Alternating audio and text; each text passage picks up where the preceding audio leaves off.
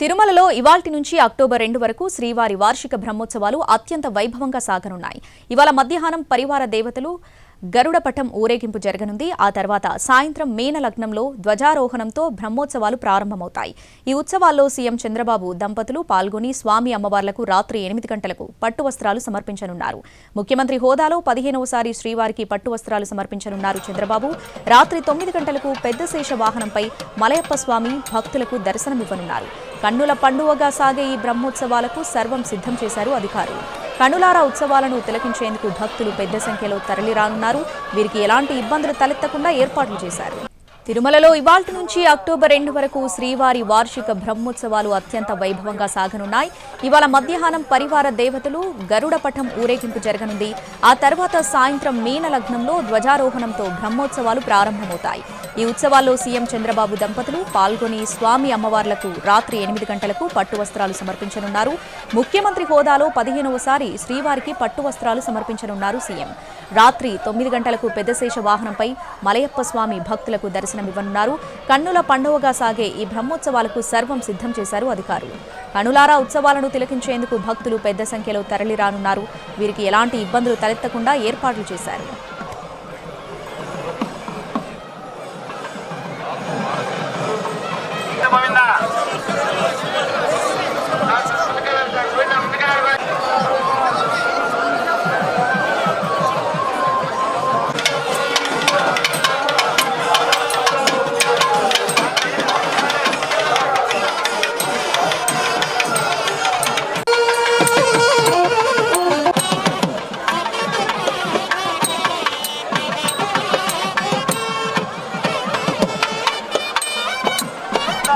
శ్రీవారి వార్షిక బ్రహ్మోత్సవాలకు తిరుమల ముస్తాబైంది. ఈ ఏడాది ప్రత్యేకంగా చేసిన విద్యుత్ దీపాలంకరణ, పుష్పాలంకరణ భక్తులకు కనువిందు చేయనుంది. రేపు శ్రీవారికి రాష్ట్ర ప్రభుత్వం తరపున పట్టు వస్త్రాలు సమర్పిస్తారు సీఎం చంద్రబాబు. ముఖ్యమంత్రి పర్యటనకు సంబంధించిన అన్ని ఏర్పాట్లు పూర్తి చేశామంటున్న టీటీడీ అడిషనల్ ఈవో వెంకయ్య చౌదరితో మా ప్రతినిధి Mohan Prasad face to face. శ్రీవారి వార్షిక బ్రహ్మోత్సవాలు అంగరంగ వైభవంగా నిర్వహించేందుకు టీటీడీ ఏర్పాట్లు చేస్తుంది. ఈ ఏడాది భక్తులకు స్వామివారి దర్శన భాగ్యమే కాదు, తిరుమలకు సంబంధించినటువంటి అలంకరణపై కూడా ప్రత్యేక దృష్టి సారించారు. దాదాపు 25 కోట్ల రూపాయలను స్వామివారి వార్షిక బ్రహ్మోత్సవాల సందర్భంగా వ్యయం చేసేలా కూడా టీటీడీ ఏర్పాట్లు చేసింది. శ్రీవారి ఆలయంతో పాటు మాడవీధులు, తిరుమల, అదేవిధంగా అలిపిరి వరకు కూడా విద్యుత్ దీపాలంకరణ కావచ్చు, పుష్పాలంకరణ కావచ్చు, ఇలా ప్రతిదీ కూడా ప్రత్యేకంగా ఉండేలా జాగ్రత్తలు తీసుకుంటూ స్వామివారి భక్తులకు ఇలవైకుంఠంలో స్వామివారిని దర్శించుకున్నటువంటి భావన కలిగించేలా టీటీడీ ఏర్పాట్లు చేస్తుంది. దీనికి సంబంధించిన మరిన్ని వివరాలు తెలపడానికి మనతో పాటు టీటీడీ అదనపు ఈవో వెంకయ్య చౌదరి గారు ఉన్నారు. వారిని మరిన్ని వివరాలు తెలుసుకునే ప్రయత్నం చేద్దాం. సో చెప్పండి, వార్షిక బ్రహ్మోత్సవాల సందర్భంగా ఈ ఏడాది జరుగుతున్నటువంటి ప్రత్యేకతలు ఏమిటి? ఓం నమో వెంకటేశాయ.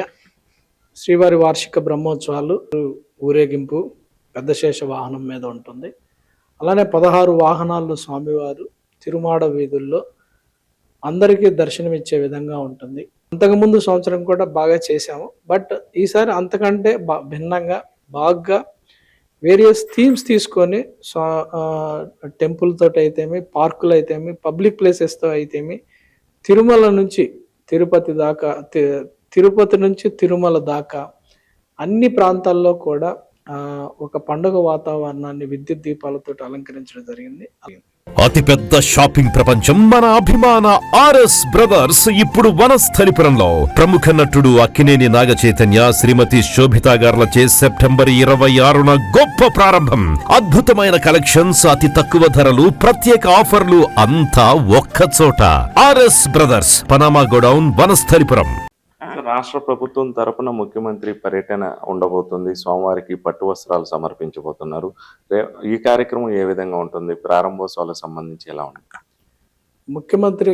రాష్ట్ర ముఖ్యమంత్రి గారు టుమారో 24వ తారీఖు స్వామివారికి పట్టు వస్త్రాలు సమర్పించడం జరిగింది. ఇదంతా కూడా ప్రతి సంవత్సరం ఒక ఎస్ఓపి ఉంటుంది.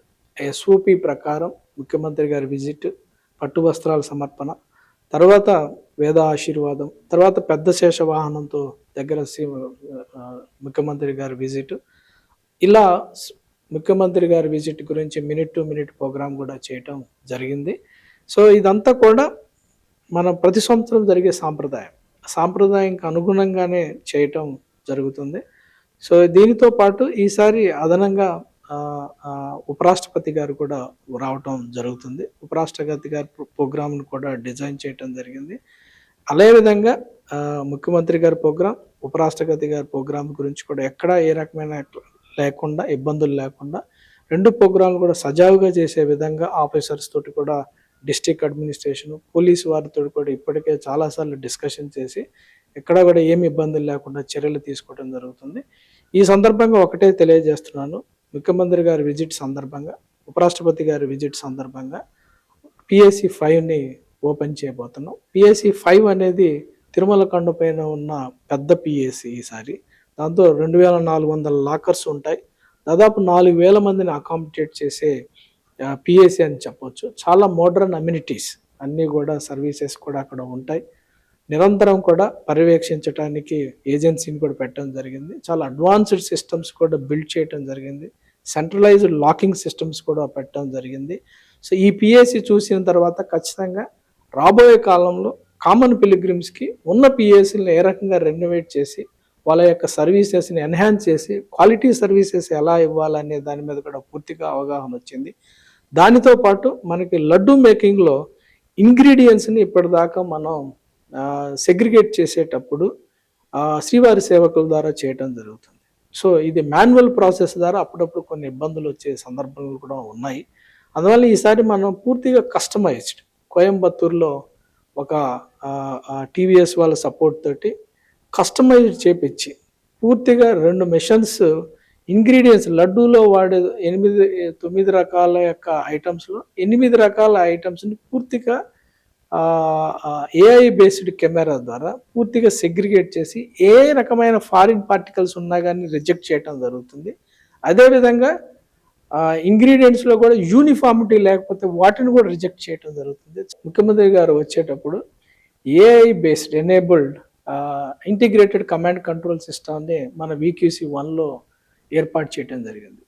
దీనికి చాలా రకాలైన ప్రయోజనాలు ఉన్నాయి. ఓవరాల్గా మన సిస్టాన్ని మొత్తాన్ని కూడా, ఎగ్జిస్టింగ్ సిస్టాన్ని రీవిజిట్ చేసి ఏ రకమైన కేటగిరీస్ ఆఫ్ దర్శన్కి ఎంత టైం తీసుకుంటుంది, ఎంత టైం ఉంటుంది, వీటన్నిటిని కూడా మనం పూర్తి స్థాయిలో అనాలిసిస్ చేసి పూర్తిగా రీఓరియంట్ చేసి కొత్తగా మన క్యూ లైన్ సిస్టాన్ని కూడా మెరుగుపరుచుకోవచ్చు, దర్శన్ మ్యాట్రిక్స్ని కూడా మార్చుకోవచ్చు అని ఈ సందర్భంగా తెలియజేస్తాను.